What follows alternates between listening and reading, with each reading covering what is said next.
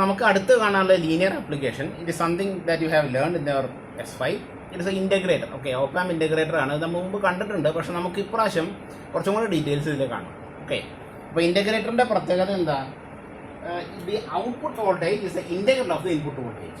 Okay, അപ്പോൾ ഇത് നമുക്ക് പരിചയമുള്ള സർക്യൂട്ടാണ്. എന്താ വ്യത്യാസമല്ല ഒരു ആംപ്ലിഫയറിന് എന്താ വ്യത്യാസമല്ല ചോദിച്ചു കഴിഞ്ഞാൽ, here the R1 is the same. Okay, so this is R1. നമ്മൾ ഗ്രൗണ്ട് ചെയ്യുന്നു, ഇൻവേർട്ടിംഗ് മോഡാണ്. And we give the source here we in. ഇൻ്റഗ്രേറ്ററിൻ്റെ പ്രത്യേകത എന്താ? The feedback is given through a capacitor. Okay, the feedback is through a capacitor. So this is not R of, ഇതിനെ നമ്മൾ CF എന്നാണ് വിളിക്കുക. Okay, and this is VM. So this is the basic integrator. Okay, ഇനി നമുക്ക് ഇതിൻ്റെ working എങ്ങനെയാണെന്ന് നോക്കാം. Working നമ്മൾ കഴിഞ്ഞ സംസ്ഥാനം പറഞ്ഞിട്ടുണ്ട്, അപ്പോൾ നമുക്ക് ബുദ്ധിമുട്ടുണ്ടാവില്ല.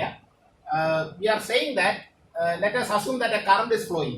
ഓക്കെ, നമ്മളെപ്പോഴും ഇൻവെർട്ടിംഗ് ആംപ്ലിഫയറിൻ്റെ കാര്യത്തിൽ കറണ്ടിൻ്റെ ബേസിൽ പറയാം, കാരണം അങ്ങനെ പറയാൻ വളരെ എളുപ്പമാണ്. കാരണം this point is a virtual ground അല്ലേ. So we can say that the current through R1 should pass through CF അല്ലേ. Current through this branch should entirely pass through the the feedback device. അപ്പോൾ അങ്ങനെ പറയുമ്പോൾ current through R1 is equal to current through CF നമുക്ക് പറയേണ്ടി വരും. So IR1 is equal to ICF നമുക്ക് എഴുതാം. And let us do one thing. Let us call this point as V. Okay, അപ്പോൾ നമുക്ക് എങ്ങനെയാണ് R1 അക്രോസുള്ള കറണ്ട് എങ്ങനെയാണ് നമ്മൾ കാണാം? കഴിഞ്ഞ ക്ലാസ്സിൽ നമ്മൾ കണ്ടു potential difference divided by resistance അല്ലേ, വോൾട്ടേജ് ബൈ റെസിസ്റ്റൻസ്. V/R ആണ്. So it is V in minus V divided by R1 അല്ലേ. This is IR1. ഇനി അതേപോലെ തന്നെ കറണ്ട് ത്രൂ ദ കപ്പാസിറ്റർ. നമുക്ക് കപ്പാസിറ്ററിൽ വഴിയുള്ള കറണ്ടിന് നേരിട്ടുള്ള എക്സ്പ്രഷൻ ഇല്ല, പക്ഷെ നമുക്ക് എല്ലാവർക്കും അറിയാം the charge through a capacitor is C into V. Like is C into V. So what can we say? In case the charge here is Q equal to CF in E. What is the voltage? Voltage potential difference ആണ്. നമ്മൾ ഇവിടെ എങ്ങനെയാണ് നോക്കി, it is left minus right. അപ്പോൾ ഇവിടെ നമ്മൾ എന്ത് എടുക്കേണ്ടി വരും? ലെഫ്റ്റ് മൈനസ് റൈറ്റ് എന്ന് എടുക്കേണ്ടി വരും. So CF into V minus VO എന്നെടുക്കേണ്ടി വരും. ഓക്കെ, ഇത് ചാർജാണ്. ഇനി so what is current? We know that current is rate of change of charge അല്ലേ. I equal to, we have the equation I equal to dq by dt അല്ലേ. So I can say that ICF is equal to d by dt of CF into V minus VO. അല്ലേ. So this is equal to CF നമുക്ക് പുറത്തെടുക്കാം, d by dt of, ഇനി നോക്കിയേ, d by dt of what is V? V is 0 അല്ലേ, because it is spiritual ground. So it is 0 minus VO അല്ലേ. So this is equal to minus CF d by dt of VO എന്ന് നമുക്ക് കിട്ടും. So this is ICF. ഇനി നമ്മൾ എന്താ പറയുന്നത്? Using this equation IR1 is equal to ICF. നമുക്ക് എന്താ എഴുതാം?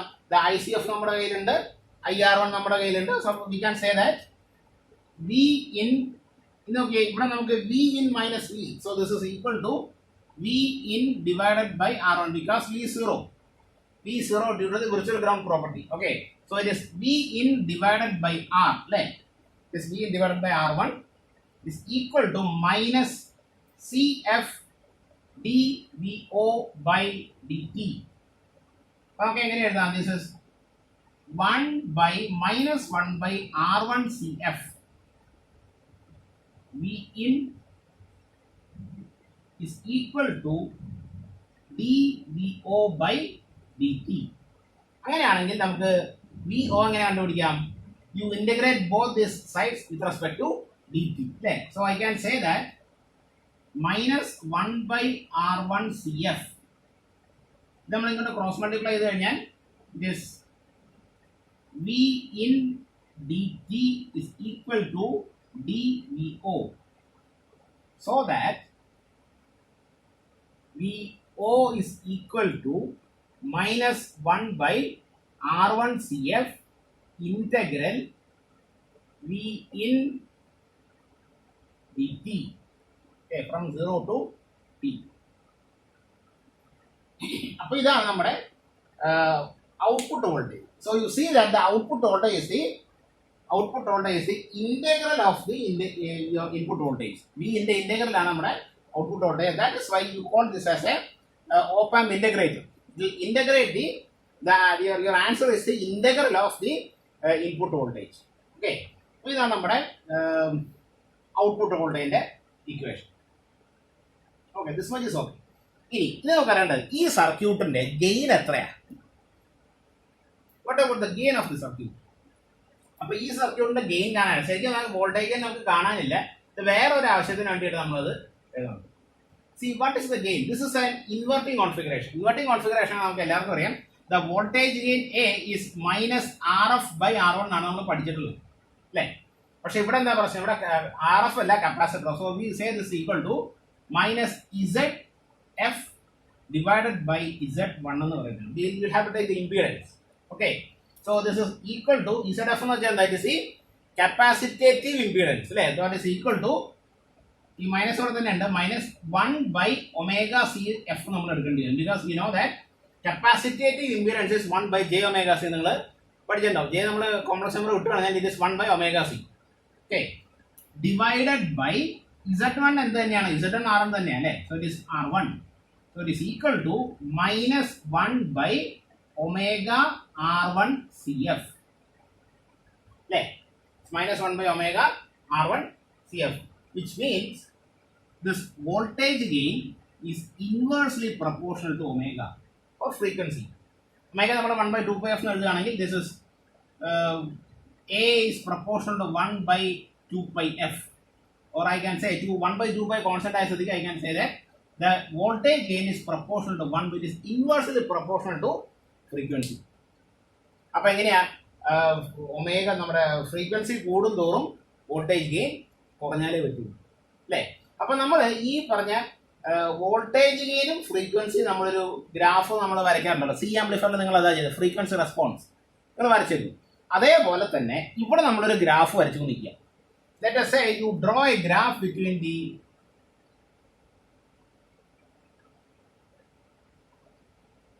gain and frequency. Okay, ഇത് ഡെസിബലിലാന്നിരിക്കട്ടെ, this is in dB and frequency. നമുക്ക് ഗ്രാഫ് എങ്ങനെയാണ് കിട്ടുക? The basic integrator response is like this, അല്ലേ? എഫ് കൂടുന്തോറും ഗെയിൻ കുറഞ്ഞു വരും. This is the basic integrator response. Okay, ഇനി see this circuit is not free of any problems.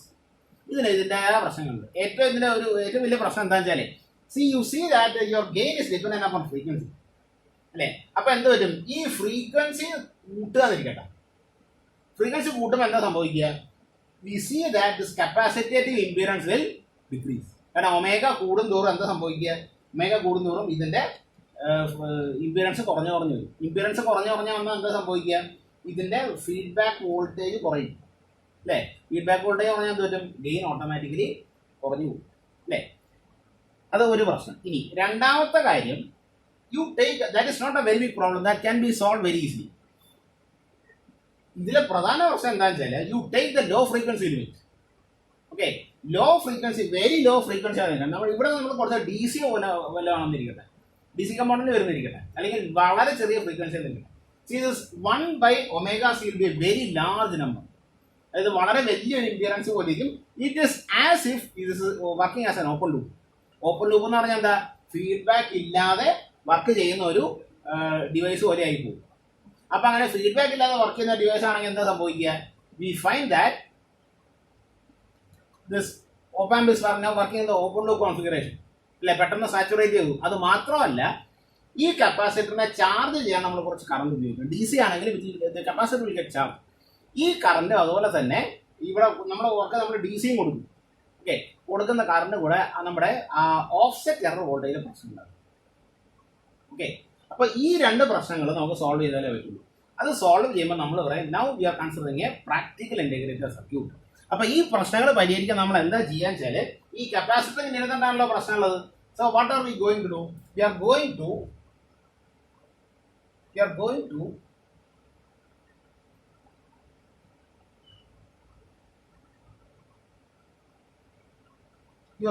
connect the resistor.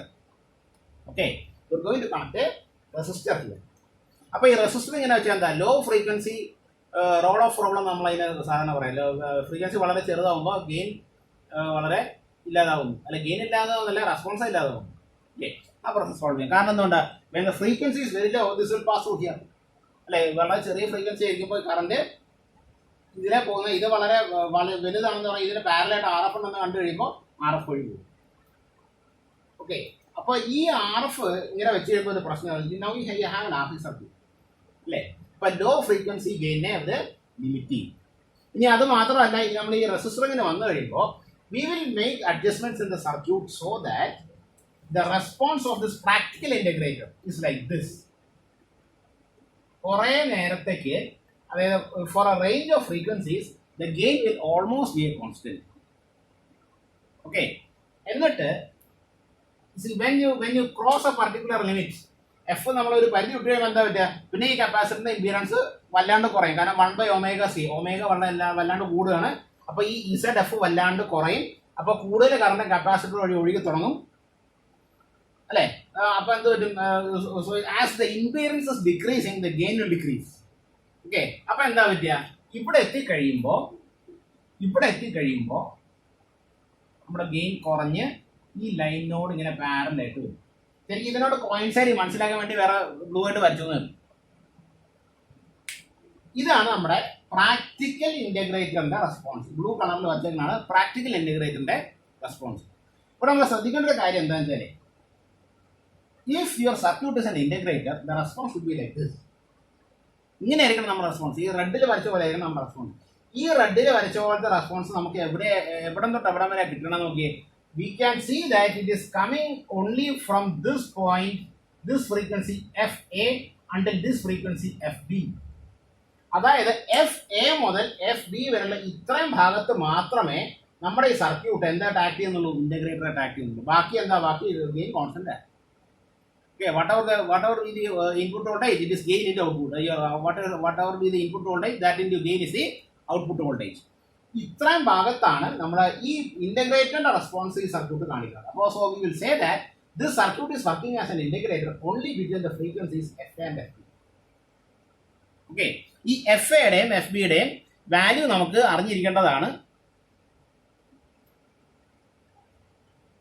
So FA is equal to 1/2 pi RF CF എന്നും FB is equal to 1/2 pi R1 CF എന്ന് നമുക്ക് prove ചെയ്യാം. Proof ആവശ്യമില്ല, പ്രൂഫിന് നമുക്ക് കുറച്ച് advance mathematics ഉണ്ട്, നമുക്കത് സിലബസിൽ ഇല്ല. Okay, so these are the two frequencies. This is the lower cut off frequency, this is the upper cut off frequency. അപ്പോൾ FB എന്നുള്ള ഈ പോയിന്റ് നമുക്ക് നോക്കിക്കഴിഞ്ഞാൽ നമുക്ക് മനസ്സിലാവും the gain is 0 here. അപ്പോൾ this is the 0 decibel gain, 0 dB gain ആണ് FB. Okay, so the circuit works as an integrator between frequencies FA and FB. അപ്പോൾ നമ്മൾ ഇൻറ്റഗ്രേറ്റർ ഡിസൈൻ ചെയ്യുമ്പോൾ we will have to decide these two frequencies first. കാരണം എന്തുകൊണ്ടാ, ഇതിൽ നിന്നുമാണ് നമ്മൾ RF-ഉം R1-ഉം തീരുമാനിക്കുക. കപ്പാസിറ്റർ നമ്മൾ ആദ്യമേ തീരുമാനിക്കും.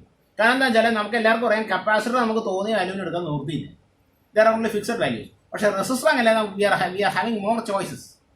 ചിലപ്പോൾ 3.3 കിലോ അല്ലെങ്കിൽ 300 രൂപ എന്നൊക്കെ പറഞ്ഞാൽ നമുക്ക് മേടിക്കാൻ കിട്ടും.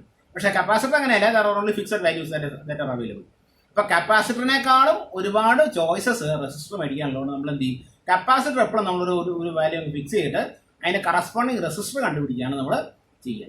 അപ്പോൾ അതുപോലെ നമ്മൾ ചെയ്യുമ്പോൾ we will first of all fix the value of CF. Okay, എന്നിട്ട് R1-ൻ്റെയും RF-ൻ്റെയും വാല്യൂ നമ്മൾ കണ്ടുപിടിക്കുകയാണ് ചെയ്യുക. അപ്പോൾ നമുക്ക് എന്ത് പറയാം, we can say that RF should be larger than R1, അല്ലേ? എന്നാൽ മാത്രമേ FA less than FB, ഈ കണ്ടീഷൻ നമുക്ക് വേണം. FA should be less than F B അല്ലേ? കാരണം എഫ് ബി എന്നുള്ള ഫ്രീക്വൻസി എത്തുമ്പോൾ ഗെയിൻ 0 ആണ്, അതിനപ്പുറത്തേക്ക് പോയിട്ട് കാര്യമില്ല. It is not an integrator anymore. അപ്പൊ എഫ് എ എന്നുള്ള ഫ്രീക്വൻസി എങ്ങനെയായിരിക്കണം? ഇതിന് മുമ്പായിരിക്കും. Okay, so F A should be less than F B. അത് ഒരു പോയിന്റ്. ഇനി നമുക്ക് ഈ സർക്യൂട്ട് നമ്മൾ ഇംപ്ലിമെന്റ് ചെയ്യുമ്പോൾ we are giving sine waves. Okay, V0 sine omega ആയിട്ടായിരിക്കും നമ്മൾ കൊടുക്കേണ്ടത്. സി ദിസ് പ്രോഡക്റ്റ് RFCF എന്നുള്ള ശരിക്കും പറഞ്ഞൊരു ടൈം കോൺസ്റ്റന്റ്. ആ സർക്യൂട്ടിന്റെ RCയുടെ ടൈം കോൺസ്റ്റന്റ് ആണ് നമ്മുടെ RFCF. ഓക്കെ, അപ്പൊ നമ്മൾ കൊടുക്കുന്ന സിഗ്നലിന്റെ time period. Okay, let us say you are giving a signal V in is equal to some VO sin omega t.